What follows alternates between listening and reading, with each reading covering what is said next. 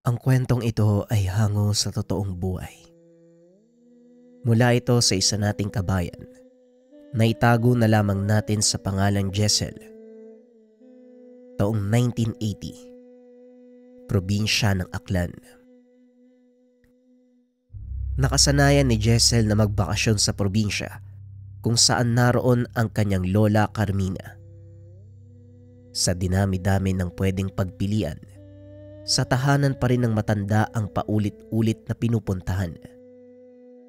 Maliban kasi sa maraming matututunan, nagkaroon siya ng interes sa mga ginagawa nito, ang pakikipagsapalaran sa iba't ibang uri ng aswang. Si Lola Carmina ay isang magmumutya noon pang kabataan. Mutya ng langka ang tangan. Nagmula siya sa pamilya ng antingero at ngayon ay pinagpapatuloy ang biyaya ng mga ninuno. Hindi man nasaksiyan ang pang-araw-araw nitong kilos, aminado siyang mahusay ang matanda. Dahil sa tuwing napapadalaw ay may nakakalabang aswang, lahat ay natatalo niya. Walang nakakaligtas. Isa pa sa dahilan kung bakit sa tahanan ng lola nagbabakasyon ay ang langka. May malawak na taniman ng langka ang yumaong lolo na hanggang sa ngayon ay napapakinabangan pa. Maraming bunga ang bawat puno. Nakakatakam ang lasa na manamis-namis. Naaaliw rin si Jessel kapag may bumibili dahil siya ang aakyat sa mismong puno upang makakuha. May panungkit naman dito. Hindi mo kailangang umakyat ay mahulog ka pa riyan. Bumaba ka. Susungkitin na lang natin. Wika ni Lola Carmina.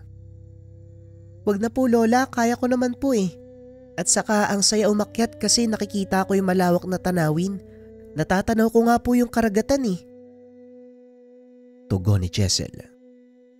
Ay nako, bilisan mo na riyan para makababa ka. Hindi naman halatang nasisiyan ka riyan sa taas. Dati kayatang unggoy, ang lakas makalambitin. Wika ni Lola Carmina. Nagmadali na si Jessel sa pagkuha ng bunga. Isa-isang pinutol ang tangkay ng bawat langka, habang si Lola Carmina naman ang tagasalo sa ibaba. Bukod sa hinog na bunga, nanguha din ng hilaw upang gawing ulam sa hapunan. Ginataang langka na ipapares sa pritong dilis habang naghahanda ng mga sangkap. Napansin ni Lola Carmina na naubusan na ng niyog. Siya sana ang lalabas para makakuha, pero nagrepresenta ang apo. O sige, wala tayong pananim na niyog, kaya humingi ka na lamang kay paring Nardo. Alam mo ang bahay niya, hindi ba? Siya ang papakuhain mo. Kapag nalaman kong umakyat ka na naman, lagot ka sa akin ha. Kababae mong tao, ang hilig mo sa akyatan. Lola naman, parang sinabi mo na akyat bahay ako. Isa lang po bang hihingiin ko? Pwede namang damihan mo. Depende sa ibibigay at sa makakaya mong buhatin. Lumakad ka na para makabalik ka kaagad. Paggabi na ho, mag-ingat ka sa daan. Nagtungo si Jessel sa tahanan ni Mang Nardo. Ilang beses pa siyang tumawag at kumatok dahil may diferensya sa pandinig ang matanda. Lolo, inutusan po ko ni Lola Carmina. Mangingi daw po ng nyog. May niluluto po kasi siya, kailangan ng gata. Pwede po bang makahingi kahit isa? Wika ni Jessel. Bahagyang nilakasan ng boses para marinig. Wala ako rito eh. Naroon sa may taniman. Ikaw na lang ang bahalang manguha. Masakit kasi ang tuhod ko ngayon. May panungkit sa likod. Yung mahaba para maabot ang bunga. Tugon ni Mang Nardo. Sige ho. Pwede rin po ba ako makahingi ng buko? Kahit dalawa lang po, Lolo. Wika ni Jessel. Nakatitig lang ang matanda sa kanya. Hindi siya narinig. Ay nako, ito talaga ang problema eh, bungol.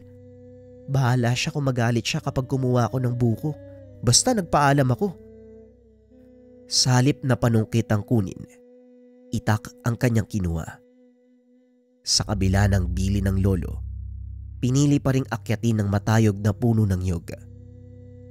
Sa kalagitnaan ng pagkuha, Natigilan siya matapos makita ang isang aso na masyadong matulin ang takbo. Sinundan niya ng tingin. Bigla itong naging tao pagdating sa unahan. Sa gulat ay kamuntikan pang mahulog. Mabuti at maagap na nakakapit. Ilang sandali pa siyang nasa itaas.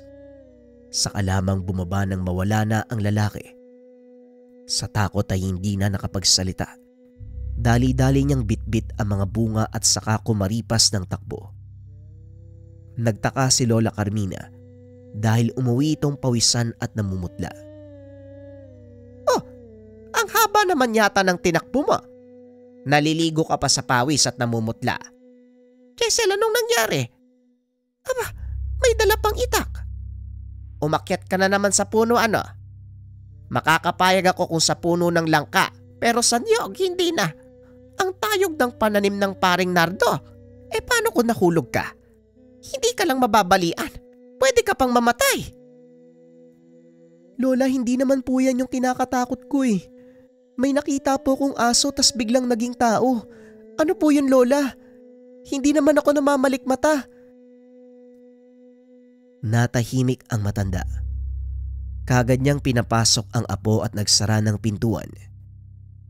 Hindi muna sinagot ang tanong dahil natanaw mula sa hindi kalayuan ang isang lalaki.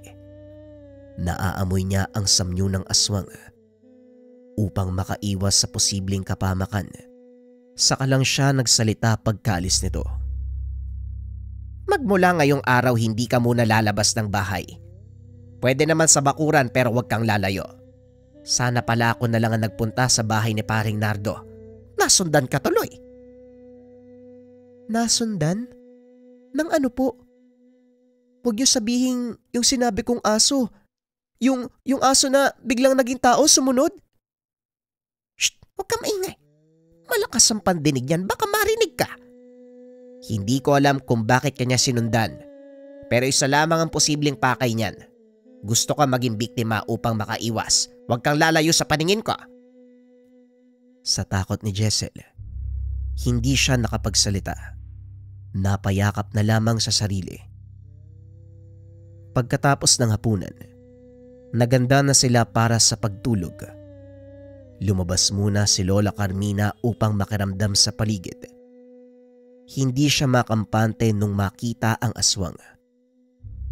Nagtataka rin dahil sa tapang na ipakita ang anyong tao na kaagad niyang namukaan. Anak ni Mang Eusebio, ang pinaghihinalaang aswang ng karamihan. Sa mga nakakakilala sa matanda, masasabi nilang isa itong agresibo at magalitin. Kapag nasagad ang pasensya, basta na lamang naglalabas ng galit at naghahamon ng kaguluhan. Makalipas ang ilang sandaling pagmamanman, pumasok na rin siya para makapagpahinga. Kinabukasan maagang nabulabog ang mga tao sa balitang pambibiktima ng aswang sa mga hayop.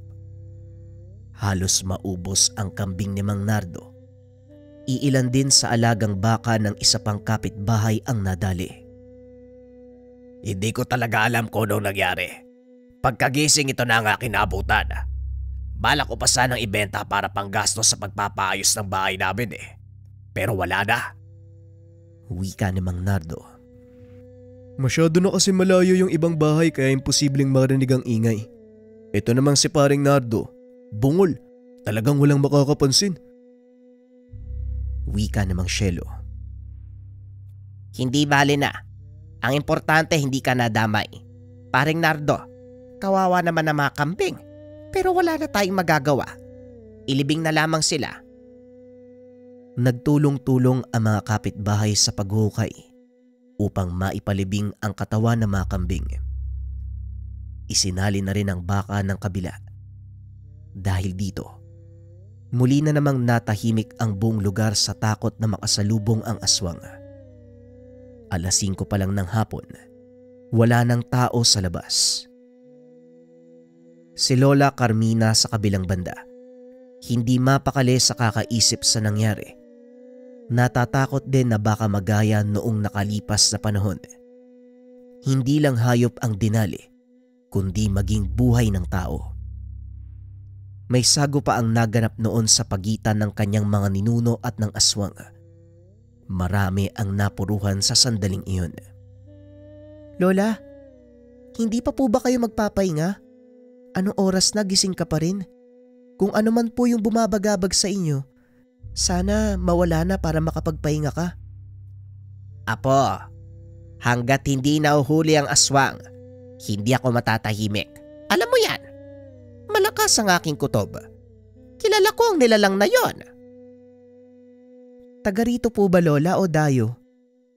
Nung huli kong pumunta rito, manananggal lang ng gugulo. Tapos ngayon mga hayop ang pinupunterya. Sana po mahuli ka agad yan. Banta na naman po yan eh. Pagsapit ng umaga, hindi nakatiis ang matanda. Pinuntahan niya ang kanilang sityo upang malaman ang kalagayan ng buhay ng pamilya ni Mang Eusebio.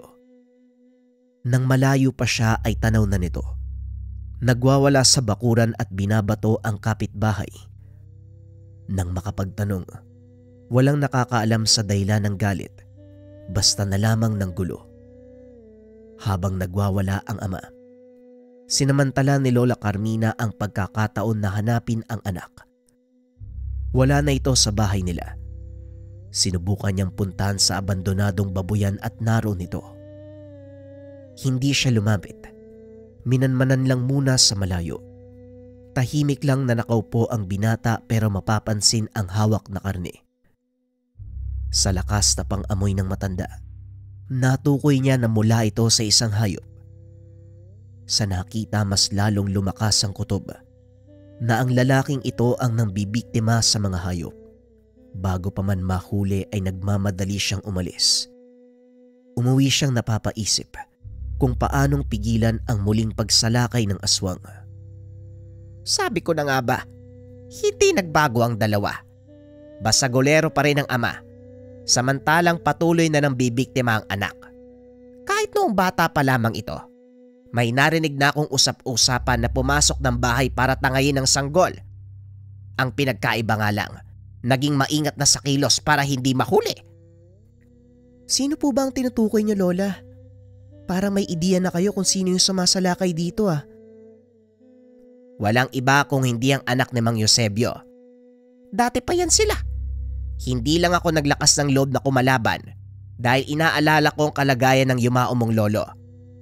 Nagkasakit siya ng mga panong iyon, kaya wala akong oras na asikasuhin ng ibang bagay eh. Pero ngayon, mapagtutuunan ko na ng pansin. Apo, papaalalahanan uli kita. Huwag na huwag kang lalabas. Wika ng matanda.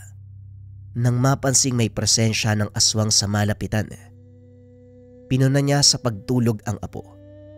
Sinabitan ng pangontra ang kwarto, maging ang ilalim ng higaan upang maiwasan ang anumang banta ng kapamakan. Pagkatapos nun, lumabas siya para harapang makita ang umaaligid na nilalang. Makalipas ang ilang sandaling pagmamasid, naglakas loob na tawagin ang aswang.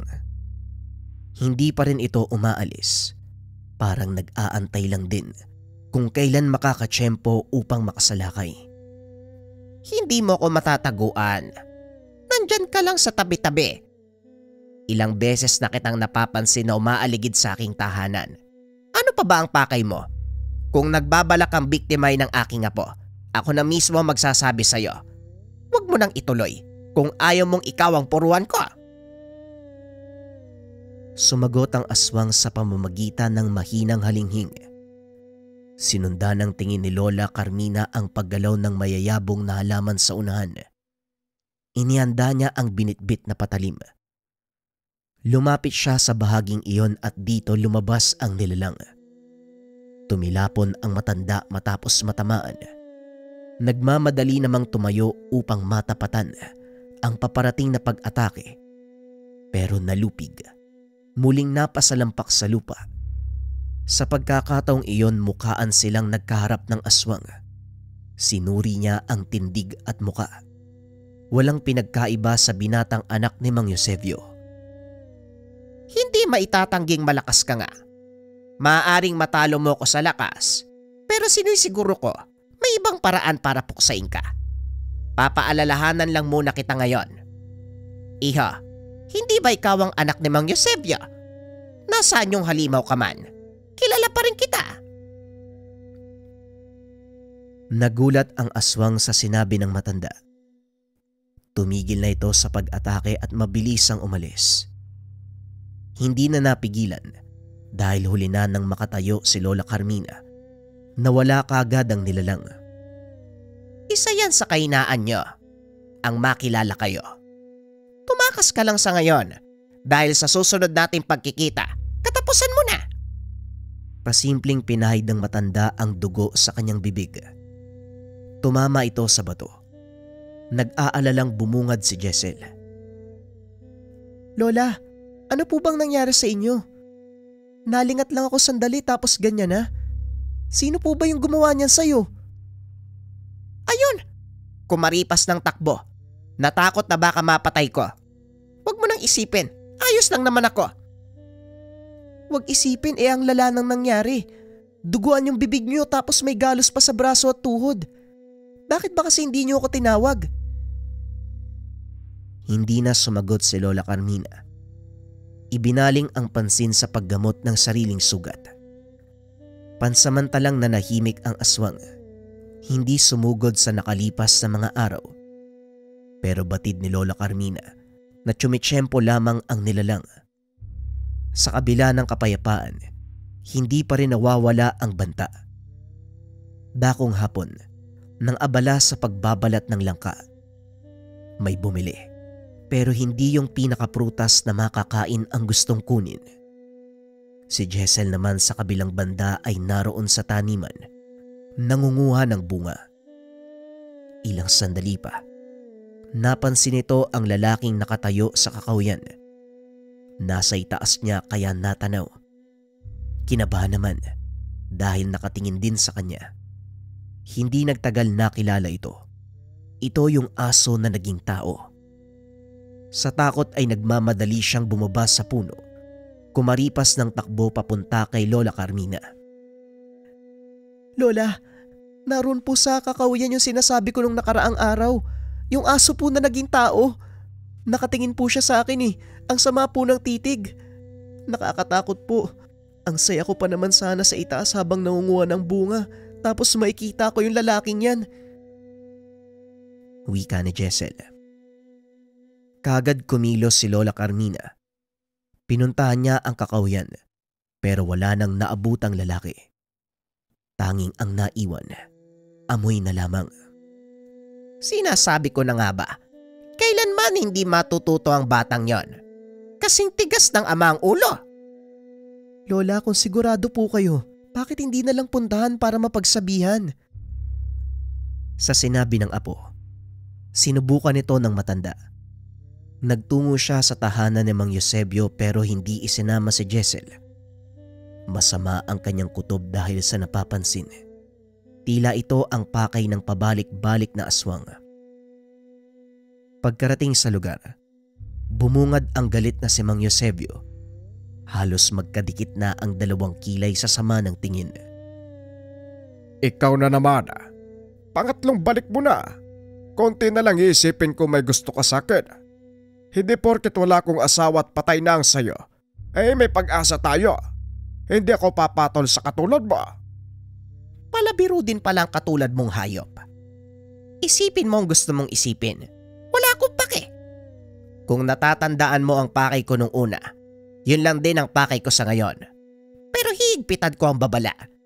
Kapag hindi mo na-disiplina ang iyong anak, baka sa kamay ko siya mamatay. Ngumisi lamang si Mang Eusebio na parang hindi nasindak sa mga salita niya. Ang lakas ng loob mong magpunta rito para balaan ako. Kung gusto mong patayin ang anak ko, gawin mo. Wala akong pake. Saka mo ko balitaan kapag may bangkay na. Wika nito sabay sara ng pintuan. Panandalian pang umigting ang pandinig ni Lola Carmina sa lakas ng pagkakampas. Talaga namang walang asa lang katulad mong animal. Sige lang, malapit na rin namang matapos ang buhay mong matanda ka. Umalis siya na may dalang sama ng loob. Sa katunayan, hindi na bago ang ganito. Dahil palagi naman sa tuwing mapapasadya sa pamamahay ng matandang aswang, ganito ang inaasal. Pagdating sa unahan, ang mumunting hakbang ay naging mabilis. Matapos matanaw ang bahay na hindi lamang anino ng apo ang naroon. May kasama ito at batay sa galawan ay nananakit. Habang papalapit, unti-unti niyang naaamoy ang samyo ng aswang. Pagpasok, bumungad ang takbong nakasiksik sa sulok si Jessel. Takot na takot, duguan ang braso't kamay. Aswang ka! Ang lakas ng loob mong pumasok dito sa tahanan ko. Ngayong nandito ka na, hindi ka na makakalabas ng buhay. Hinablot niya ang itak na nakasabit sa dingding. Nagmamadaling hinabol ng taga ang nilalang. Pailag-ilag kung kaya't hindi masyadong natamaan. Hindi tinigilan, pero makalipas ang ilang sandali, nang wala pa ring nangyayari, napansin niya na dihado siya sa laban at upang makalamang, orasyon na ang ginamit. Napansin ito ng aswang pero bago pa makatakas, nilamo na ng bisa. Dahan-dahang nang hina habang unti-unting kinakapos ng hininga. Hindi nagtagal, bumulagta na lamang sa sahig. Sa galit ni Lola Carmina, napugutan ng ulo. Gamit ang makapal na tela at kumot, binalot nila ang bangkay.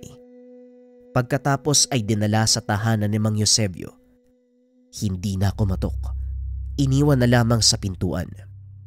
Umuwi kaagad at sinuri ang apo. Nanginginig pa ito buhat sa takot at iniinda na sugat. Napansin ko po na kumukulo yung lana na isinabit niyo po sa kwarto. Nataranta po ako eh. Lalabas sana para sundan kayo pero pagdating ko dito, nandun na po yung aswang eh. Hindi ko napansin kung paano po nakapasok. Patawarin mo ang lola. Hindi naman kasi inaasahan na habang nandun ako sa tahanan ng kanyang ama, sumaglit dito ang anak niya. Mabuti na lang, maiksi ang naging usapan namin ni Eusebio. Kung napahaba, malamang hindi na kita naabutan. Lumipas ang ilang oras. Patulog na sana nang mambulabog si Mang Eusebio. Galit na sumugod. Diretsahang giniba ang bakod. Winasak ang nakailerang banga sa bakuran. Lumabas ka, Carmina. Halika dito at magtuos tayo. Pati ang anak ko talagang tinuluyan mo. Sa akin ka lang galit ah. Eusebio, manahimik ka. Anong kinakagalit mo? Hindi ba ikaw ang nagsabi, iwi ko ang bangkay ng anak mo? Kung kailan ka tumanda, sa kakaumastang matapang, sa tingin mo ba may laban ka sa akin? Maaaring mapatay mo ang aking anak. Pero ako, mas mauna ka pang mamatay kaysa sa akin. Gusto mo ng laban? Sige. Hindi kita uurungan. Masyado ka lang madaldal pero wala kang ibubuga. Malaki ang pangangatawan, pero isa namang talunan. Sinadya ni Lola Carmina na galitin sa salita si Eusebio upang mauna itong sumugod. Matapos makapagpalit ng anyo, umatake ito sa kanya. Inasahan niya na ang posibleng galaw dahil ilang ulit na silang nagkasagupa. Sadyang palagi lang nakakatakas noon. Sa pagpapatuloy ng sagupan, hindi lang mga kagamitan sa labas ang nawasak, maging ang iilang bahagi ng dingding dahil sa paulit-ulit na pagtilapon ni Mang Eusebio. Naging mabisa ang orasyon ni Lola Carmina. Walang kahirap-hirap na nabugbog ang malaking nilalang. Pinagod niya muna ito sa pamamagitan ng pisikalan. Ilang beses napasubsob pero dahil bumabangon, hindi niya tinigilan.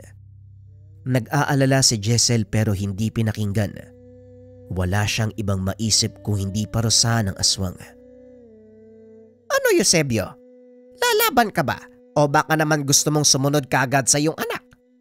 Sigurado kung naglalakwatsa pa sa purgatorio ang kanyang kaluluwa, baka gusto mong sabayan siya patungo roon. May nagbago sa'yo.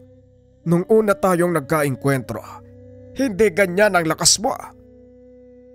Sa tingin mo ba hindi nagbabago ang kakayahan ng isang tao?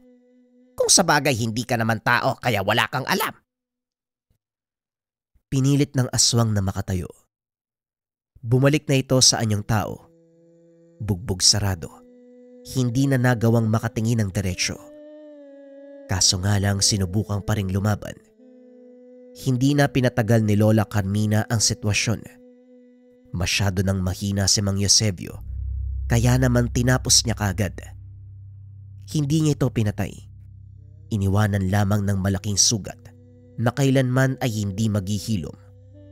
Ang malala pa, siya pa ang nagatid sa tahanan pagkatapos magtuos. Isa ka talagang hangal. Matapos mo ko sugurin sa bahay, ako pa mag-aatid sa'yo. Carmina, hindi ko akalain ang babaeng katulad mo ay kaya akong talunin. Porke hindi ka ordinaryong tao, kaya mo nang talunin ng kahit sino. Babae ako pero tignan mo ang nangyari. Kaya siguro walang naniniwala sa babaeng nagmumutya na katulad ko dahil sa ganyang pag-iisip. Hindi pali. Napatunayan ko naman ang aking sarili. O siya, pumasok ka na. Mamaya may makakita pa sa ating ibang tao pagtawanan tayo eh. Matapos ang kaganapan, hindi na naglakas loob si Mang Eusebio na manggulo kay Lola Carmina o sa ibang tao. Nanibago ang mga kapitbahay. Walang araw na lilipas na hindi ito nanghahamon. At isa pa, hindi na rin magawang makatayo dahil sa sugat na habang buhay na iindain. Paunti-unti, tinanggap na lamang ang kapalaran pero nakonsensya si Lola Carmina sa kanyang pagdurusa. Nang hindi nakatiis, ginamot ito. Naghilom pero sa tuwing gagawa ng anumang banta laban sa tao, sumusumpong ang sakit na parang bagong sugat. Ito ang iniwang sumpa ni Lola Carmina, ang matandang magmumutya kontra sa aswang. Abangan ang susunod nating isang bagsak na kwento mga kabayan, para ito sa mga kabayan na gustong magmaraton. Maraming salamat.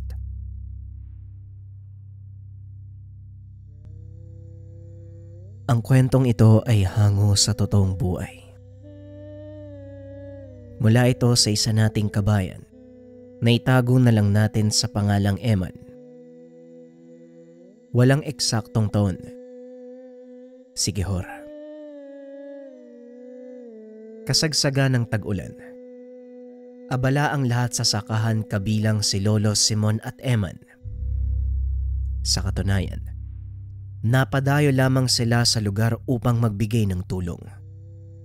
Nang makitang maraming gawain sa sakahan, tumulong muna sandali ang mga ito. Sa kalagitnaan ng pagtatrabaho napahinto si Lolo Simon sa biglaang pag-init ng tanga na mutya na nakasabit sa leeg. Kagad itong napatingin sa paligid at mula sa hindi kalayuan, napansin niya ang isang babae na nakaupo. May dalang basket na puno ng prutas. Meron ding kakanin na nakabalot sa dahon ng saging. Maya-maya pa, isang lalaki ang lumapit doon sa babae. Ay paring Simon, si Kulas yan. Yung babae naman ang bagong nobya niya. Nagpakilala sila nung nakaraang araw lang. Wika ni Aling Dina. Napatingin si Lolo Simon sa Ali. Ngumiti ang matanda sa sinabi nito. Binalik niya ang tingin sa magnobyo. Nandidilim na ang paningin sa babae. Maganda man ang labas na kaanyuan, hindi pa rin may kakaila ang tunay na pagkatao sa loob. Pero wala munang ginawa si Lolo Simon. Inisip niya na baka mabait naman. Marami na siyang nakasalamuhang aswang. Wala namang masamang intensyon sa mga tao. Baka ganun din ang isang ito. Lolo, umuwi na po tayo. Mukhang maya-maya lang lalakas na yung ulan, no? Delikado tayo niyan. Wika ni Eman. Napatingala si Lolo Simon sa kalangitan. Napansin na medyo makulimlim nga ng mga sandaling iyon. Maririnig na rin ang pagkulog at pagguhit ng kidlat. Napatango si Lolo Simon. nagsimulang magpaalam sa mga magsasaka. Habang naglalakad palis ng sakahan, hindi niya maiwasang tignan ang babae na napatingin na rin sa kanya. Nang magkatitigan, kagad itong umiwas ng tingin. Nagmamadaling binitbit ang basket at saka umalis. Bakit po, Lolo? Meron po bang problema dun sa babae? May nararamdaman din ho ba kayo? Bakit, Iha? Kilala mo ba siya? Ilang araw ko na yan nakikita dito, Lolo eh. Nobya ng pamangkin ni Aling Dina. Si Kulas. Ganun ba? Pero Lolo, alam niyo, masama din yung kutob ko sa babaeng yan eh. May isang beses pa nga. Lumapit ako sa kanya. Talagang kakaiba eh. Muling napatingin si Lolo Simon sa direksyong dinaanan ng babae. Kahit malayo na ito, hindi pa rin nawala ang pagkaalerto ng mutya. Napakainit ng tangan. Nang tuluyang nakalis ang babae, umuwi na rin si Lolo Simon at Eman. Pagkarating sa tahanan, may masamang balita na bumungad. Sa ilog na nasa likod ng tahanan, may natagpo ang bangkay. Nagkukumpula na ang mga tao para makiusisa.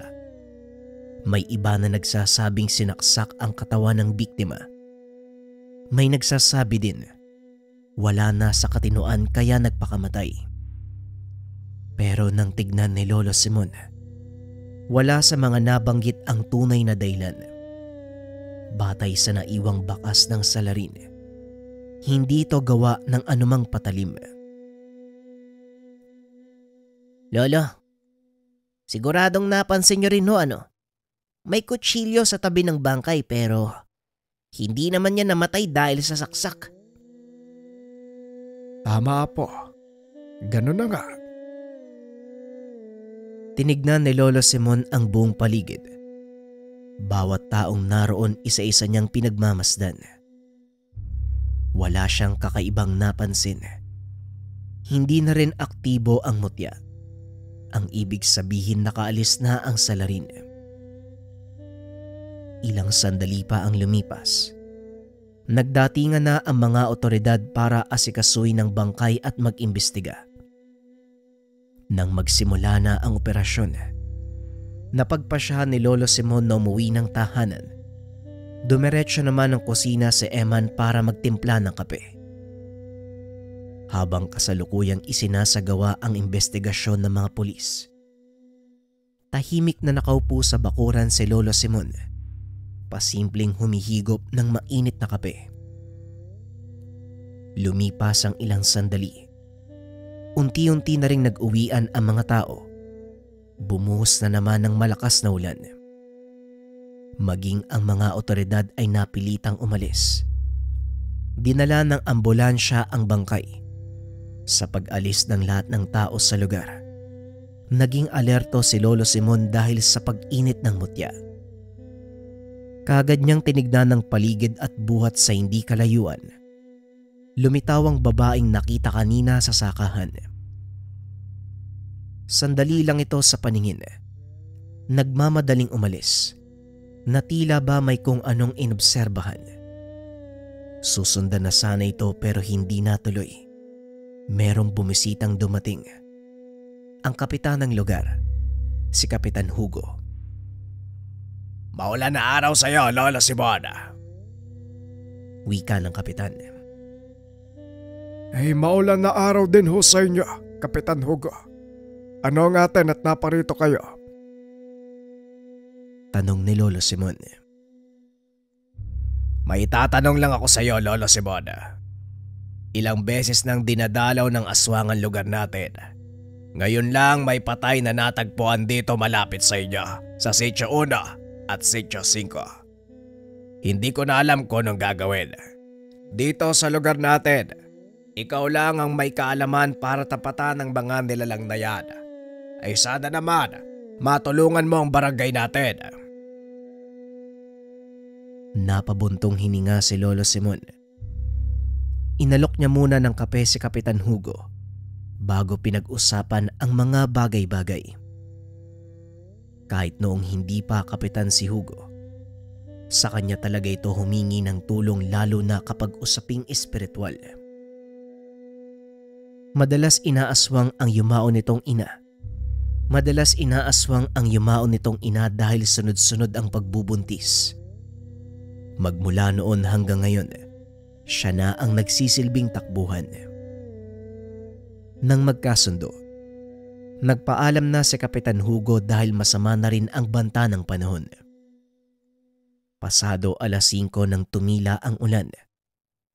Makulimlim pa rin sa labas. Malakas ang kulog at kidlat. Sinamantala ni Lolo Simon ang pagkakataon na pakainin ang mutya. Sinamahan ng Syeter Kangheles, pinangalagaan sa pamamagitan ng orasyon at dasal. Nagsisilbi namang bantay si Eman dahil kapag nagpapakain ng mutya si Lolo Simon, hindi ito pwedeng maistorbo. Mahigit ilang minuto ang lumipas bago ito matapos sa pagpapakain. Matapos nun, sabay na naghapunan ang maglolo. Sa kalagitnaan nito biglang uminit ang mutya. Kaagad namang napatayo si Lolo Simon at sumilip sa labas. Napalapit ito sa lagayan ng mga patalim. Kumuha ng itak at nagmamadaling lumabas. Madilim sa paligid, pero malinaw niyang nakikita ang tinuturo ng mutya. Sinundan ito ng matanda hanggang sa nagkaroon ng habulan nang mapansin siya nito. Umabot sa masukal na bahagi. Nagdadalawang isip si Lolo Simon na tumuloy. Madulas ang daanan. Makipot. Madilim. Nababahala siya sa posibleng mangyari sa loob ng kagubatan. Nagbigay na lamang siya ng babala sa nilalang. Maswerte ka. Madulas ang daanan. Hayaan mo sa susunod. Susungin ko ang baging yan. Sinisiguro ko sa'yo. Malalagutan ka ng hininga. Matapos magsalita ni Lolo Simon, dumungaw ang ulo ng aswang sa likod ng puno. Nakalitaw ang nanlilisik na pulang mga mata. Napatakip ng ilong si Lolo Simon. Nanunuot sa pang-amoy ang umaalingasaw nitong baho. Hanggang sa marinig ng matanda ang boses ng apo. Lolo? Lolo! Nasaan ka, Lolo? Napalingon si Lolo Simon nang marinig ang boses ni Eman. Makikita na rin ang ilaw ng solo sa unahan. Nang balikan ang tingin ng aswang, wala na ito. Unti-unti na ring humupa ang init ng mutya. Lolo, nandito lang po pala kayo. Akala ko kung ano nang nangyari. Bigla-bigla na lang po kayong tumatakbo eh. Ay wag mo kong alalahanin. Ayos lang ako. Man, nakakapanghinayang ano. Kung hindi sana madulas yung daanan, talagang makakatikim sa akin yung lintik na aswang na yon. Sayang ang pagkakataon. Lolo, hayaan mo na. Marami pa namang susunod na pagkakataon ah. Ikaw nga yung palagi nagsasabi sa akin ng ganyan eh.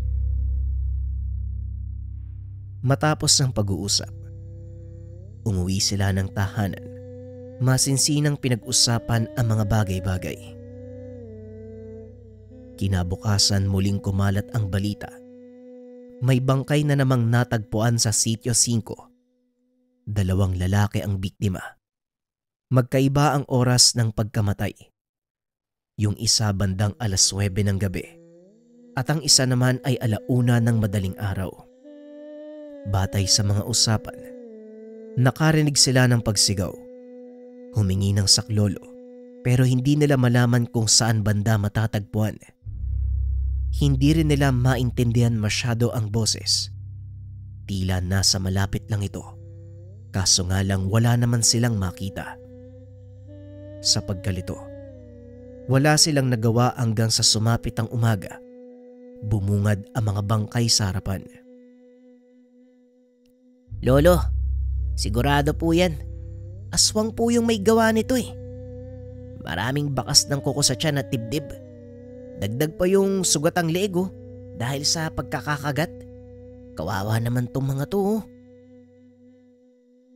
Tama ka, Apo. Naghihintay lang ako ng pagkakataon eh. Kailangan maaktuhan natin ng... Biglang uminit ang mutya ni Lolo Simon. Kagad siyang napatingin sa paligid. Hindi na nagtaka nang makita ang babae. Kasama nito ang nobyong si Kulas. Batay sa itsura ng dalawa, kakagaling lang nila sa sakahan. Lola Simon, nandito pala kayo. Ako si Kulas, pamangkin ni Aling Dina. Wika ni Kulas.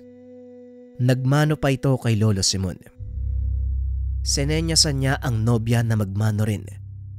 Pero makikita sa mukha nito ang takot at pag-iwas na magkatitigan sila ng matanda. Hindi na nagtaka si Lolo Simon sa ipinapakitang kilos ng babae. Pasensya na po kay Lola Simon ha. Mahihain kasi tong nobya ko eh. Hindi sanay makipag-usap at hindi rin sanay humarap sa mga tao. Ang pangalan ho pala niya ay Nene.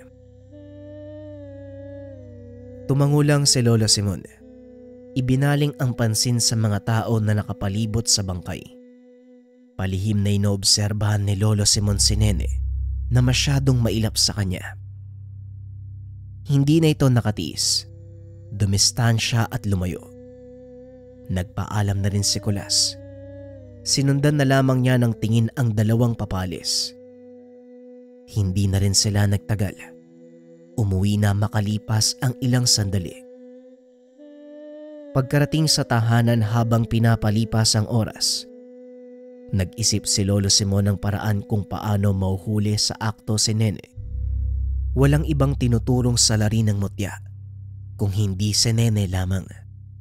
Sigurado rin si Lolo Simon na iisa lang ang salarin sa pagpatay ng mga inosenteng biktima. Walang iba kung hindi si Nene. Sa paglipas pa ng mga oras, sumapit na ang dilim. Lumabas si Lolo Simon bitbit ang matalim na itak. Sinindihan na rin ni Eman ang mga sulo sa bakuran. Lolo, mag-iingat po kayo ha. Wika ni Eman. Tumangulang si Lolo Simon sa apo nang makita ang aswang na tinuturo ng mutya. Hindi na ito nag-aksaya ng oras, kagad sinundan ng bakas. Nakarating siya sa Sitio 3. Malapit lang ito sa kanila. Buhat sa hindi kalayuan, nakita niya ang isang binata at babae. Naghahalikan ng dalawa. Namukaan ni Lolo Simon ang lalaki, apo ni Aling Tonya, pero ang babae ay hindi nakilala dahil nakatalikod. Pinagmasdan niya lang ang galaw ng dalawa hanggang sa mas lalong uminit ang mutya. Ilang sandali lang, hindi na tao ang hinahalikan ng lalaki. Lumapit si Lolo Simon. Hinila palayo ang binata na merong malaking sugat sa leeg mula sa kagat. Tatagay na sana niya ang aswang pero nakaiwas kagad. Hindi na rin nagawang mahabol dahil inalala ang binatang naghihingalo.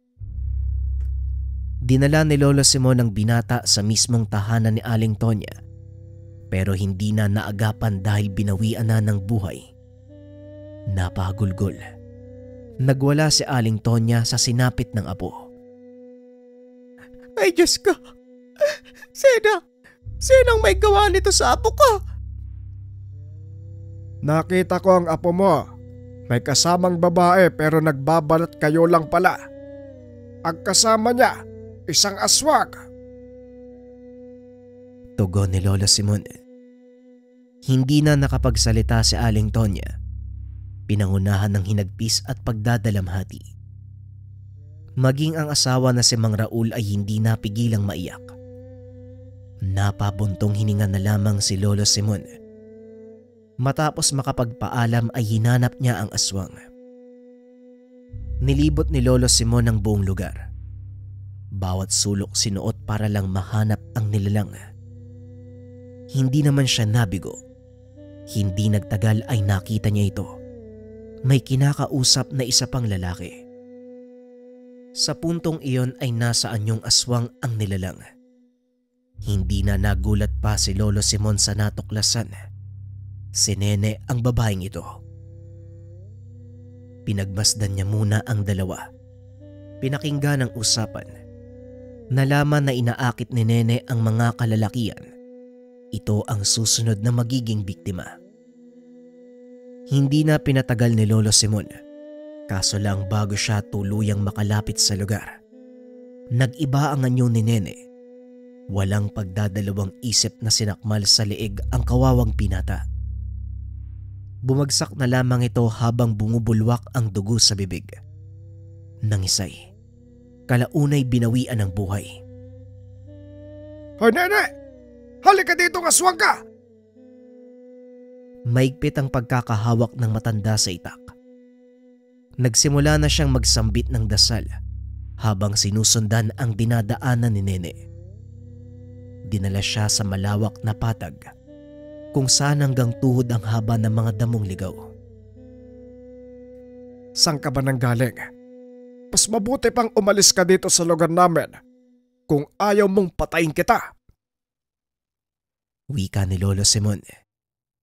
Pero hindi nakinig si Nene. Sa halip ay sumugod ito. Kagad nagpakawala ng mga kalmot. Nakailag naman si Lolo Simon. Nagawang mapatamaan ng patalimang aswang. Nataga ito ng itak sa braso. Nagmamadaling lumayo pagkatapos. Lumingon si Nene kay Lolo Simon. Masama ang titig. Tila nais tunawin ang matanda sa tingin. Kulang pa yan sugat na natamo mo sa dami ng biniktima mo dito sa lugar namin. Wika ni Lolo Simon. Muling nag-usal ng orasyon si Lolo Simon. Sumugod siya kay Nene. Nagkaroon ng saglitang palitan ng atake ang dalawa. Pero dahil sa proteksyon ng matanda, wala itong natatamong pinsala sa katawan. Hindi katulad ng aswang na muling nasugatan.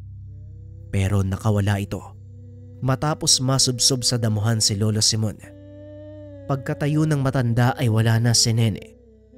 Ang tanging naiwan na lang, umaalingasaw na amoy ng nilalang. Hanggang sa unti-unting nawala ang init ng mutya. Tuluyan ng nakalayo ang nilalang. Hindi man natuluyan, hindi na rin nang hinayang si Lolo Simon dahil sa wakas.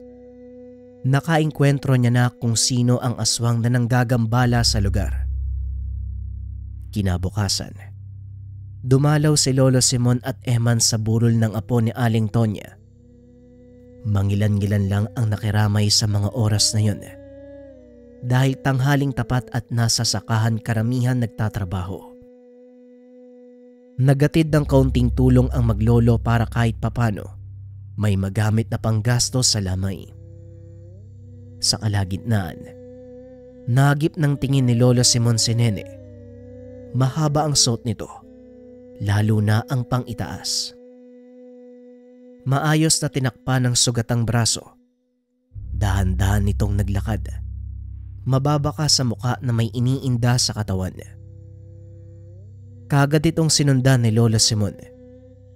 Ilang distansya na lang sana mahabol na ng matanda. Pero hindi natuloy nang sumulpot si Kulas mula sa kabilang daanan. Magiliw nitong binati ang kasintahan. Inakbayan. Sabay na naglakad papunta ng sakahan. Bago sila tuluyang nakalayo, lumingon si Nene. Sinalubong din ni Lolo Simon ang tingin ng babae. Ayos ka din ah. Ang tigas ng babaeng to ah. Wika ni Lolo Simon sa sarili. Napabuntong hininga na lang si Lolo Simon. Ilang sandali pa, lumapit si Kapitan Hugo. Nagtatanong kung nahanap na ba nito ang salarin. Wala talaga akong ibang maasahan, Lolo Simon. Alam mo naman na hindi naniniwala sa ganito ang pulisya ng bayan eh. Pilit nilang sinasabi, ibang rason ang dahilan sa pagkamatay ng mga tao. Pero alam kong aswang ang may gawa nito. Wika ni Kapitan Hugo. Huwag kang mag-alala, Kapitan. Nakilala ko na kung sino ang aswang. Bigyan mo pa ako ng kaunting panahon. Mauhuli ko rin yan. Tugon ni Lolo Simon. Napangiti si Kapitan Hugo sa magandang balita. Nag-alok ng tulong katulad ng mga tanod. Isa lang ang naging pakiusap ni Lolo Simon. Mga tanod lang ang magroronda at may iwan sa gabi. Wala nang ibang tao na pwedeng lumabas. Kagad namang sumang-ayon ang kapitan sa mungkahi nito. Lolo, mukhang masama yata yung titig ni Nene sa'yo ah. Nang makaalis sa Kapitan Hugo, nilingon ni Lolo Simon si Eman. Napatingin din ito sa babaeng tinititigan. Nakatayo si Nene mula sa hindi kalayuan. Masama ang titig sa kanya. Tinignan lang din ito ni Lolo Simon. Magkatitigan ng dalawa sa loob ng ilang sandali. Natigil lang ito nang bumuhos ang malakas na ulan. Sumilong muna ang maglolo sa tahanan ni Aling Tonya, habang si Nene naman ay umalis na nang tawagin ni Kulas. Nanatili si Lolo Simon at Eman sa lamay. Habang nakaupo sa gilid, hindi mapakali si Lolo Simon dahil nagiinit ang mutya. Hinanap ng paningin si Nene, pero si Kulas lang ang nakita. Tinanong niya ang lalaki kung nasaan ang nobya. Naalerto naman si Lolo Simon sa naging sagot nito. Nauna pong umuwi ng tahanan eh. Magluluto pa daw siya. Kagad lumabas ng bahay si Lolo Simon. Hindi na alintana ang malakas na buhos ng ulan. Sumunod naman si Eman dahil sa pag-aalala. Binaybay nila ang daanan papunta sa bahay ni Kulas. Pero wala silang nabutan. Wala si Nene. Labis ang pag-init ng mutya ni Lolo Simon. Kaya napilitan siyang hanapin ng kinalalagyan ng aswang.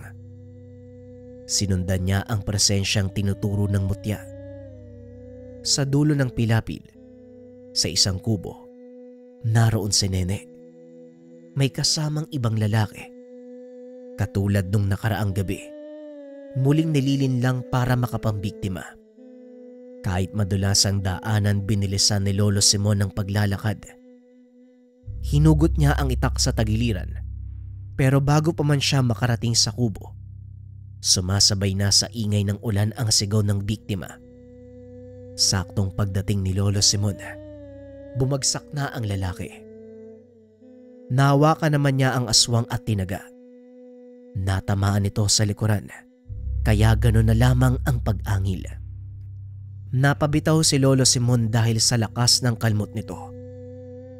Hindi naman siya nasugatan, pero kakaiba ang lakas na taglay ng aswang. Napadaing pa ito nang tumama ang likod sa dulo ng mesa sa gilid. Dahil sa pananakit ng bahagi ng katawan, nagkaroon ng pagkakataong makatakas ang nilalang. Sinubukan naman itong habulin ni Eman, pero kagad siyang pinigilan ng lolo. Walang sapat na kalaman ng apo para kumalaban sa ganong klaseng nilalang. Napaupo na lamang si Lolo Simon. Pinahupa ang pananakit ng likod. Inutusan niya rin sa Emma na humingi ng tulong. Unang dumating ang iilang kalalakihang kasama si Kulas. Inasikaso nila ang bangkay ng biktima at maayos na tinakpan. Hindi naman pwedeng galawin. Kailangang makita ng otoridad ang sitwasyon. Natawagan na rin ito ni Kapitan Hugo. Nako, pang ilang bangkay na ba to? Kawawa naman. Ang dami nang namamatay sa lugar natin. Wika ni Kulas. Napatingin si Lolo Simon sa kanya. Nakakaramdam siya ng awa. Wala itong kaalam-alam sa ginagawang kasamaan ni Nene. Gusto mang sabihin ng katotohanan, ngunit mas pinili ni Lolo Simon ang manahimik dahil maaaring mas lalong gumulo ang sitwasyon. Pagdating ng mga pulisya, naging maingat si Lolo Simon sa sagot. Siya lang ang natatanging nakakita ng kaganapan. Hindi na rin niya pinasali si Eman. Kamuntikan pang maipit dahil sa itak na nakita. Mabuti na lang, nakumbinsi ang otoridad na wala siyang kinalaman sa nangyari. Batay sa sugat ng biktima, wala namang bakas ng patalim, kaya nabura ang pagdududa kay Lolo Simon. Sa paglipas ng mga araw, mas nadagdagan ang patayang nagaganap. Bawat araw may bangkay na natatagpuan. Puro kalalakian. Makailang ulit na ring hinanap ni Lolo Simon si Nene, pero ang sabi ni Kulas, umalis na ito. Bumalik na ng probinsya. Tinanong ni Lolo Simon kung saang probinsya. Wala namang naisagot sa kanya ang binata. Ikaw ba, Kulas? Wala ka bang nararamdaman sa katauhan ni Nene? Wala ka bang napapansing kakaiba sa kanya? Ano pong ibig niyong sabihin, Lolo Simon? Sa mga sandaling magkasama kayo, hindi mo ba siya pinaghihinalaan? Wala ka bang kakaibang napapansin? Mga kilos na pwede mong pagdudahan? Sandaling napaisip si Kulas. Napatingin sa malayo. May mga pagkakataon na masyado siyang mailap eh. Umiiwas tapos palagi nagpapaalam na lalabas para magpahangin. Matagal bago makabalik eh. Kapag tatanungin ko naman, ang sinasabi, naaaliw daw siya sa mga bituin kaya natatagalan sa labas. Yun lang ba? Wala na bang iba? Kapag bumabalik po siya, palaging nakaligo na eh. Nakapaghugas na ng katawan. Kasi yung banyo namin nasa labas naman eh. Kaso nga lang may kakaibang amoy. Parang amoy kalawang, malansa. Hindi ko humaintindihan. Kung hindi mo mamasamain, Kulas, pwede ko bang malaman kung saan mo siya nakilala? Doon lang ho sa daanan patungo sa bayan. Nung lumuwas ako para magbenta ng ani. Madalas ko siyang nakikita. Hanggang sa nagkaroon kami ng pagkakataon para makapag-usap. Doon po nagpatuloy na eh. Nagkamabutihan ho kami. Tugon ni Kulas. Napabuntong hininga si Lolo Simon. Kinausap niya si Kulas na kung maaari, tulungan siyang pabalikin si Nene. Madali namang kausap ang binata at kagad sumunod. Naghintay si Lolo Simon sa muling pagbabalik ni Nene. Inasahan na tutulungan siya ni Kulas. Habang naghihintay sa pagbabalik, inihanda na rin niya ang sarili, siniguradong nasa kondisyon ng mutya sa sandaling makaharap muli ang nilalang. Sa tuwing sasapit ang 6:00, nagsasagawa ng orasyon si Lolo Simon. Habang nakalood sa harapan ng altar, bigla siyang napatigil sa pag-init ng hawak na mutya. Mula sa kung saan, damang-dama nito ang presensya ng aswang. Tinapos niya ang pagkakarga ng orasyon. Nagmamadaling lumabas. Sinundan ng direksyong itinuro ng mutya. Katulad ng inaasahan, nakabalik nga si Nene. Ngayon may binabalak na namang biktimahin. Kagaya ng paulit-ulit na paraan ng panlilinlang ni Nene, nililibang niya sa usapan ng biktima kasabay ng pang-aakit. Sa sandaling bumigay ang kausap, saka ito susunggab. Bago pa man ito mangyari, lumapit na si Lolo Simon. Nabigla din si Nene. Sandaling natigilan kasabay ng panginginig. Idiniin ni Lolo Simon ang mutya sa mismong balikat nito. Nagulat maging ang lalaking kasama. Iha, hindi ka taga rito, Wika ni Lolo Simon. Tumangulang ang lalaki sa kanya. Hindi mawala ang pagtataka. Napalunok na lang si Nene habang palihim na iniinda ang pinsalang idinudulot ng mutya sa katawan. Sige na, iho. Umalis ka na sa lugar na ito kung ayaw mong mamatay. Matapos magsalita ni Lolo Simon, natatarantang umalis ang binata. Nang silang dalawa na lang ang naiwan, nagsimula na ang gulo. Pilit pang nanlaban ang aswang. Pero sa lakas nito hindi maiwasang madaig si Lolo Simon. Kahit may kalakasan pa rin ang pangangatawa ng matanda, hindi maiwasang matumba sa tuwing nawawala ng balanse. Nagtangka pang tumakas ang aswang pero mabuti na lang sumunod si Eman. Nahampas niya ito ng dinampot na kahoy, kaya napasubsob sa putikan si Nene. Nang makatayo si Lolo Simon, kaagad niya itong tinaga. 2 beses niya itong inulit. Natigilan naman ng matanda nang hindi na ito gumagalaw. Lolo, patay na ho yata. Napatitig si Lolo Simon sa nakahandusay na si Nene. Inilapag sa mesa ang itak. Sinubukang hawakan ng aswang. Paulit-ulit niyang niyugyog. Hindi na ito gumagalaw. Nakapikit na rin ang mga mata. Pinulsohan ito ni Lolo Simon. Pero bago pa man maramdaman ang pulso, bumangon si Nene. Walang pagdadalawang isip na sumunggab. Dali-dali namang kumaripas ang nilalang. Nang makabawi si Lolo Simon, binitbit muli ang itak at hinabol si Nene. Kahit masyadong madulas ang daanan, sinikap pa rin niyang humakbang. Hindi kailanman inalis ang tingin sa sinusundang aswang. Hanggang sa makarating sa masukal na bahagi ng kagubatan, napahinto si Lolo Simon. Lalo pang lumakas ang ulan. Nagdadalawang isip na sumuot sa loob ng gubat. Pero dahil tila hinahamon siya ni Nene, inaantay siya sa bandang unahan. Napilitang magpatuloy si Lolo Simon. Sa bawat pagakbang ng matanda, siya ring paglakad palayo ni Nene. Nakatitig sila sa isa't isa habang lumalakad. Maigpit na rin ang pagkakahawak ni Lolo Simon sa itak.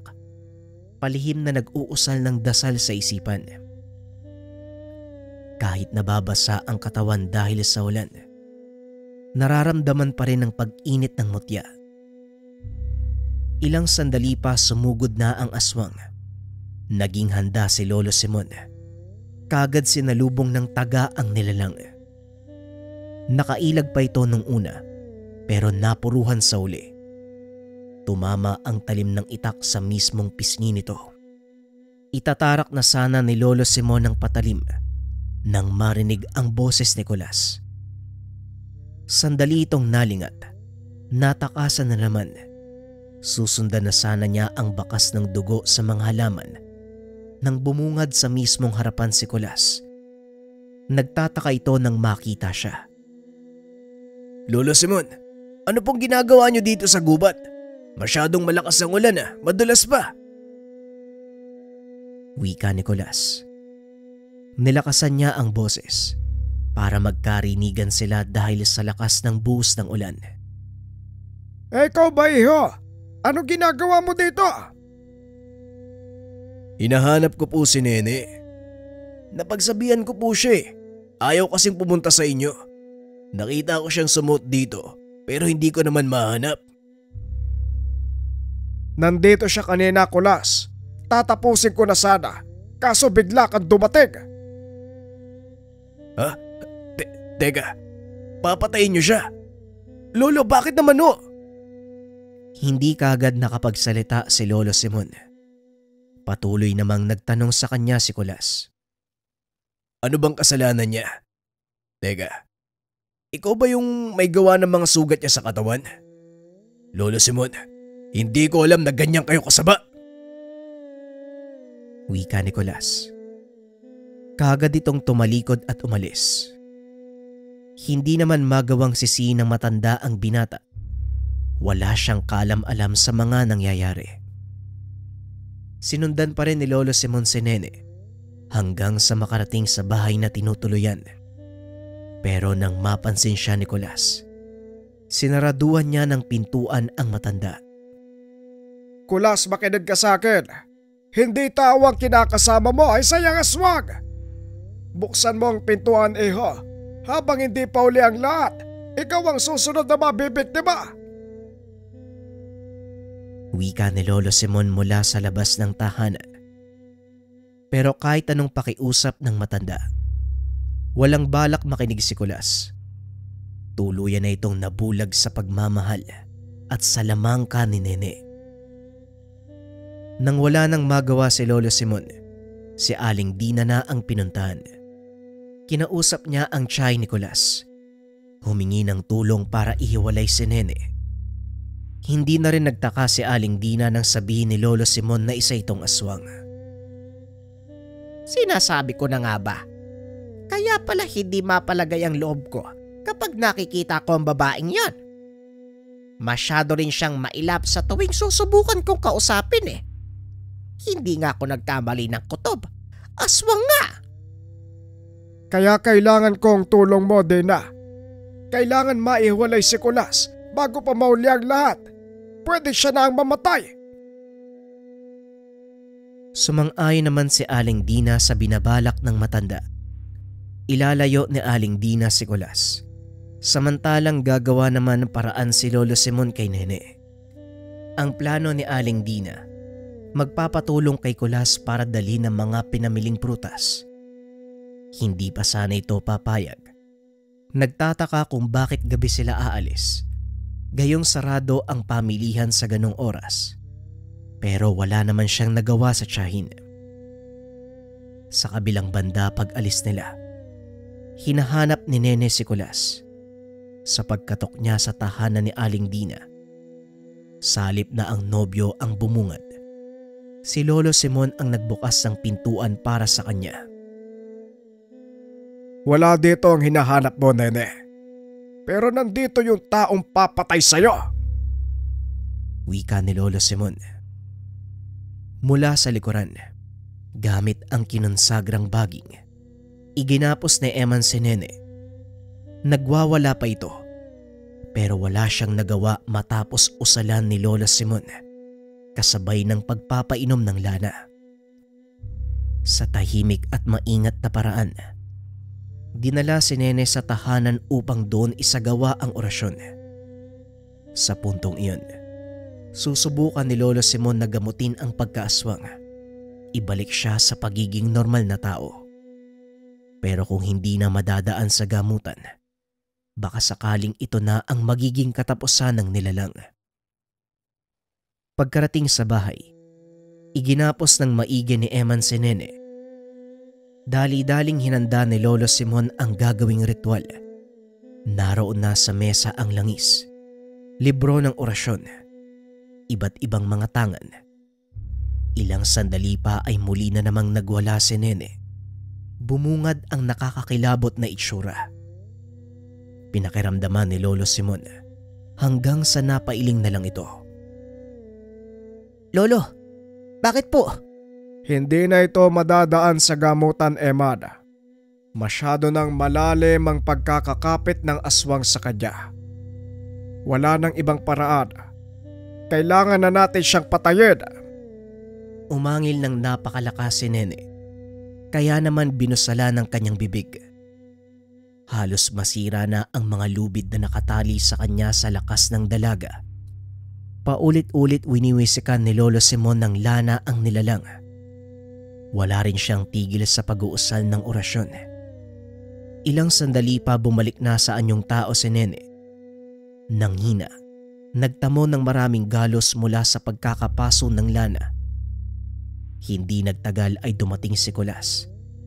Nakasunod si Aling Dina. Pilit na pinipigilan ang pamangkin. Nene! Lolo Simon, ano bang ginagawa nyo?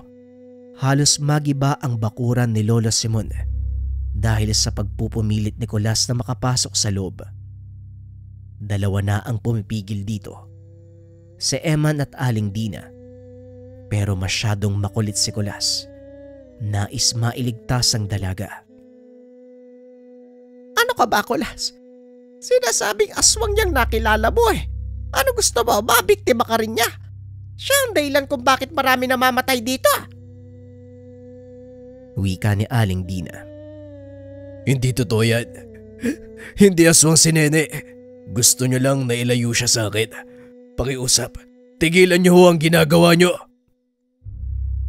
Wika ni Kulas.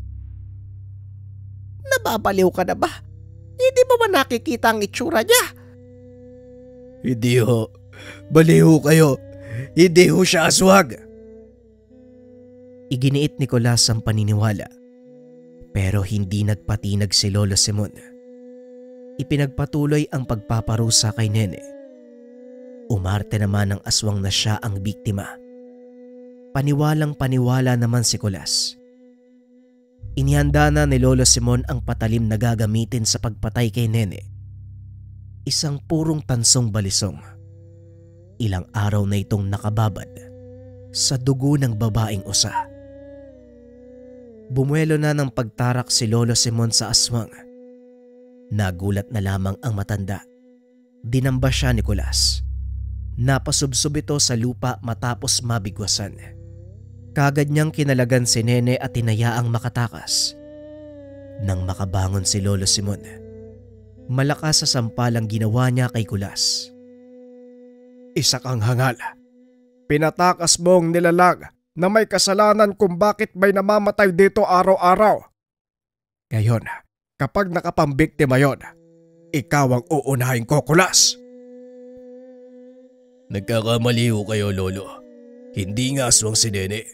Kung aswang siya, edi sana matagal niya na akong biniktima. Natural, hindi ka bibiktimahin ng nilalag. Ikaw ang ginagamit niya para hindi siya paginalaan dito sa lugar natin. Masyado ka lang napapaikot sa mahika ng nilalag. Sa galit ni Lolo Simon, kamuntikan niya ng mataga ng itak si Kulas.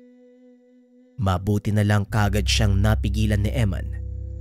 Dahil kung hindi, maaaring napatay na nito ang binata. Kinaladkad naman ito ni Aling Dina. Walang tigil na pinagsabihan.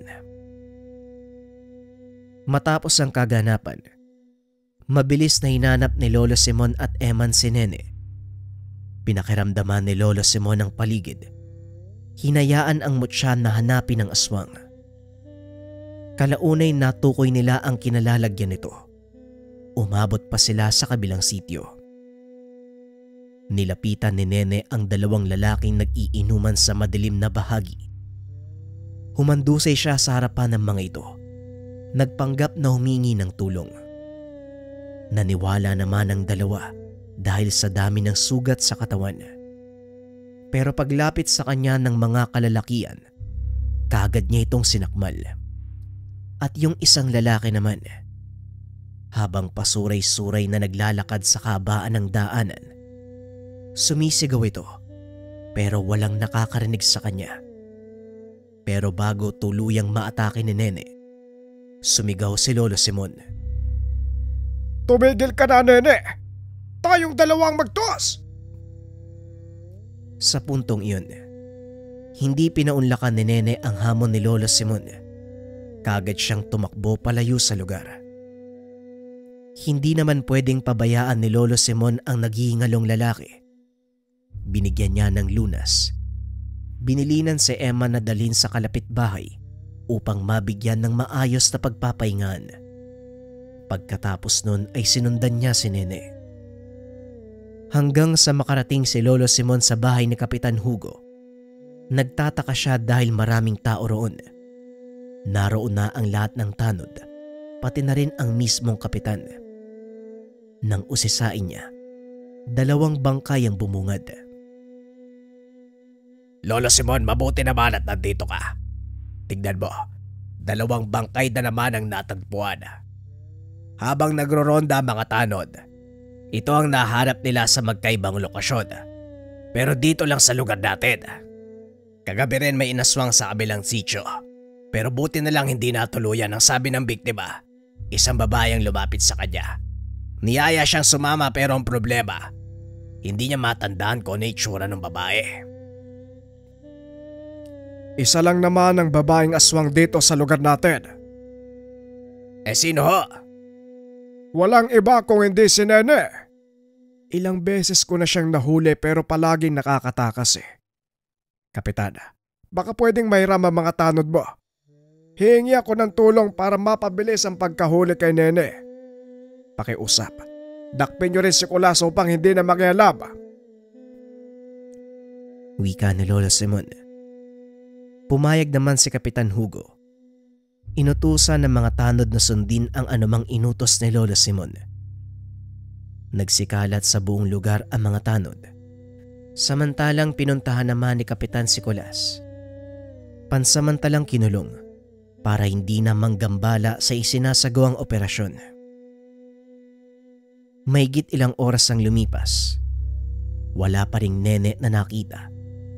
Pero may isang bangkay na naman ang natagpuan. Sa pagkakataong iyon mas bata ang biktima. Pinasok ng aswang sa mismong tahanan at doon pinatay. Saksi pa ang ina na nakaratay sa higaan buhat ng iniindang sakit. Ayon sa kanya, babae ang aswang. Dali-daling hinanap ni Lolo Simon si Nene sa paligid. Nakarinig siya ng sigawan doon sa may sagingan. Kagad siyang pinuntahan ng mga kasamahan subalit huli na ang lahat. Nangingisay, nakahandusay na lamang ang tanod. Nakalaunan ay binawian din ng buhay. Sugatan pa ang iba matapos sugurin ni Nene. Nakalmot sa iba't ibang bahagi ng katawan. Itigil mo na to, Nene! Muling humarap ang nilalang sa kanya. Sa puntong iyon, mas agresibo ang aswang. Walang humpay sa pagtulo ang laway. Istorbo kang matanda ka. Iilan na lang ang kulang para matapos ko ang ritual. Tumatagal ako dahil sa'yo. Ilang lalaki na lang ang kailangan kong biktimahin. Kaya huwag ka nang mangialam. Kagad siyang sumugod kay Lolo Simon. Nakailag naman ang matanda at nagawa siyang tagain. Kahit sa kamay lang tumama, mas lalong nagalit ang aswang. Patuloy na sumusugod ang aswang hanggang sa paulit-ulit na natatamaan. Marami na itong sugat sa katawan. Makalipas ang ilang sunod-sunod na tagang natanggap, ayaw pa rin sumuko ng nilalang. Sinubukan pa ni Nene na idamay ang mga tao sa paligid, pero hindi niya na nagawa. Matapos pagtulungan ng mga tanod at ilang taong bayan. Bugbog sarado si Nene, pero hindi ibig sabihin ay tuluyan na siyang mamamatay. Pinatigil ni Lolo Simon ang mga ito. Pinalayo muna sa lugar. Ako nang bahala kay Nene. Sisiguraduhin kong pagbabayaran niya ang lahat ng kasalanan niya sa lugar natin. Wika ni Lolo Simon. Sa tulong ni Emma nakakarating lang galing sa pag-aasikaso ng sugatang biktima. Dinala ang nangihinang katawan ni Nene sa malawak na kapatagan, malayo sa mga tahanan. May iilang sumunod upang masaksihan ang gagawing paniningil ng kasalanan. Dahil walang dalang panali, maiging binantayan ni Eman ang galaw ni Nene. Hindi na ito masyadong nakakakilos. Tama na, Nene. Tumigil ka na. Patahimikin mo na kami at manahimik ka na. Inilabas ng matanda ang langis. Ilang beses na winisik sa katawan ng dalaga, kasabay ng ilang ulit na orasyon. Pagkatapos nun, muli niyang inilabas ang balisong na purong tanso. Habang nagdarasal si Lolo Simon, mahigpit namang hinawakan ni Eman si Nene mula sa likuran. Nagwawala na ito, pero hindi na ganong kalakas. Matapos dasala ng patalim, itinarak sa puso ng aswang. Dahan-dahang napalood si Nene. Unti-unting nawala ng buhay. Nang mapagtantong patay na si Nene, nagtulong-tulong ang lahat ng tao sa lugar. Nagsagawa sila ng malakas na apoy upang sunugin ang katawan ng aswang upang hindi na ito muling mabuhay. Lolo Simon, Maraming salamat po sa tulong. Marami na kayong naitulong sa mga mamamayan natin mula sa pangkabuhayan hanggang sa kaligtasan. May ilan mang nasawi pero maraming buhay ang naisalba nyo. Naway gabayan kayo ng husto ng may kapal upang matutukan ng seguridad ng lahat laban sa mga nilalag. Wika ni Kapitan Hugo. Ay wala hong problema, Kapitan. Ginagamit lang akong instrumento ng may likha upang pigilan ang mga nilalag na mula naman sa panig ng kadiliman. Hanggat nabubuhay ako, hanggat kaya ko, poprotektahan ko ang baryo. Wika ni Lolo Simon. Dumating si Kulas sa lugar. Lumapit sa kanya at humingi ng kapatawaran sa ikinilos. Naintindihan naman ito ni Lolo Simon dahil biktima rin ng binata. Binalaan na lamang siya, huwag basta-basta magtiwala. Higit sa lahat, huwag mabulag sa kagandahang panlabas. Mag-obserba, huwag kagad magtiwala. Pagkarating sa tahanan, dumiretso si Lolo Simon sa altar. Nilinis ang lahat ng ginamit, binasbasan, kinonsagra at muling nagdasal. Nang maramdaman ng muling pag-init ng mga tangan, dito pa lamang nakampante si Lolo Simon at tuluyang nakapagpahinga. Lumipas ang mga araw, wala nang nabalitaan si Lolo Simon. Naging payapa na ang lugar, pero hindi pa rin siya nagpakampante dahil may mga kahinahinalang tao na dumadayo sa lugar. May iba pang nagpapanggap na mamimili ng ani. Dinadaan sa pagpakyaw ng mga yamang bukid ang pakikitungo sa mga tao. Pero wala namang nagtagumpay dahil bantay sarado ng grupo ni Kapitan Hugo at Simon ang buong lugar. Madalas silang nag-iikot ni Eman sa buong baryo. Bawat taong napapadayon na hindi kilala ay pinakikiramdaman. May mga pagkakataon na umiinit ang mga tangan. Senyales na may aswang o anumang kapamakan sa paligid. Sa tuwig may tinuturo ang mutya. Kaagad itong inaaksyonan ni Lolo Simon. Pero hindi na ganong kalala. Hindi katulad ng kay Nene. May ibang nadadaan sa usapan at pakiusap. Mariing binalaan at sa sandaling makita ang mutya ni Lolo Simon, sila na ang kusang umaatras. Bakit ganun, Lolo Simon? Mabait ba sila kaya sila kusang umaatras? Pwede naman pala yung ganun eh. Tanong ni Eman habang hinahatid ng tanaw ang mag-inang aswang na layon sanang makapangbiktima sa lugar. Sa palagay ko, hindi sila mabait. Natakot lang yan. Takot sa kamatayan, ayaw sumugal. Kaya mas pinipiling umalis na lang. Mamili ng ibang baryo na kaya nila. Kung sa bagay, Lolo, sino ba namang maglalakas loob na lumaban sa inyo?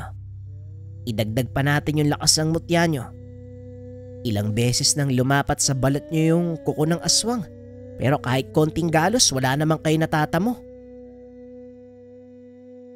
Hindi na sinagot ni Lolo Simon ang sinabi ni Eman. Nauna na itong lumakad.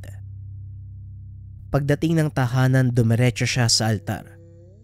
Muling nagsagawa ng orasyon para sa mutya upang mapanatili ang bisa at maalagaan. Pagkatapos nun, muling kinausap ni Lolo Simon ang may kapal.